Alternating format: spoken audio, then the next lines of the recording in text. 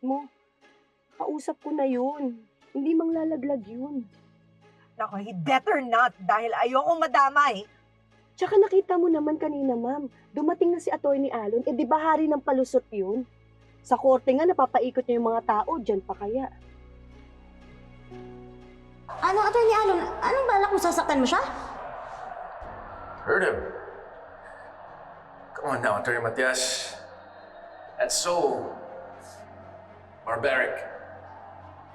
After all, I'm a lawyer, not an action star. Nakalimutan niyo na bang lahat ng statement ko sa mga pulis? Na yung hold-upper, may distinctive mark. A tattoo on his wrist. Natatandaan ko lang may parang marka siya sa wrist, parang tattoo.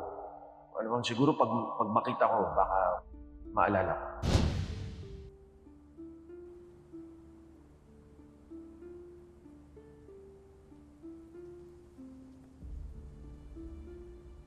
So let's check.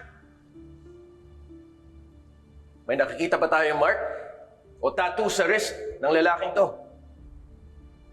What exactly are you saying, attorney? Well, Mr. Engano, since we don't see any tattoos on his wrists, what I'm saying is that you've all got the wrong guy. I mean, sure, maaaring hawig niya yung nasa sketch, but come on, sketches are hardly photographic evidence now, are they? So malinaw sa akin na hindi siya ang hold-upper.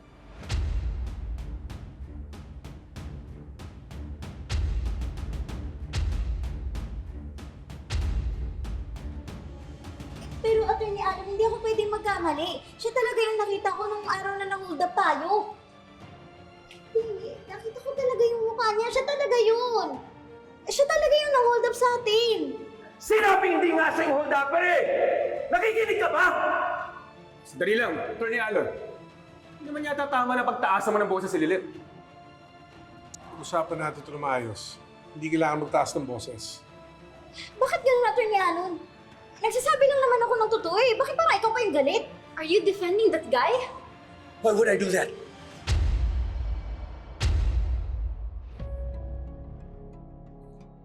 Look, I'm sorry for my outburst. Papunta kasi rito, akala ko talaga makakaharap ko na yung totoong hold-upper eh, na nahuli na natin.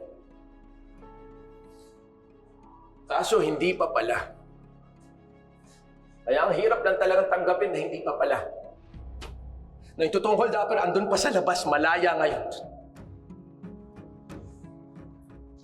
Kaya sorry kung hindi ko napigilan yung sarili ko. Look, I will be the first to say kung siya nga yung hold-upper. But as it stands,